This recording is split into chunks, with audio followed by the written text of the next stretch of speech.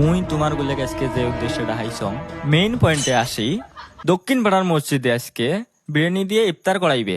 আমরা সবাই সেটাই যাবো। সেটাই যাওয়ার রাস্তা হলো আবুল চাচার বাড়ির পাশ দিয়ে, কিন্তু আমরা সেদিকে যাবার নই। আমরা যাবো বাইগন বাড়ির ফাঁকে ফাঁকে শর্টকাট আস্তা দিয়ে। বিরিয়ানি কথা শুনি মসজিদে তো লাল পড়বি রে। তারপর আসি উত্তর পাড়ার মসজিদ। শুনলং উত্তর পাড়ার মসজিদে নাকি আজকে নাস্তা দিয়ে ইফতার করাইবে। সেটাই যাওয়ার রাস্তা হলো আবুল চাচার বাড়ির পাশ দিয়ে, কিন্তু আমরা সেদিকে যাবার নই। আমরা যাবো জলের বগলে বগলে।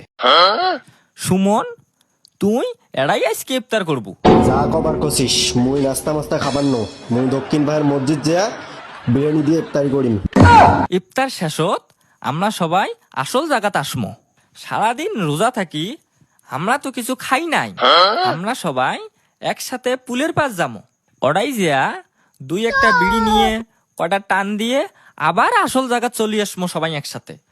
এখন আমার যে আসল কাজ দুটো হলো, তারাবির নামাজ শুরু হওয়ার সাথে সাথেই বিপ্লব তুই সোজায় আবুল চাচার খড়ার ভিতরে যে কয়টা চড়াই আছে শোক সত্যি দড়ি আসবো তুই, কিন্তু খুব সাবধানে খোয়ারা যেন টেন না পায়।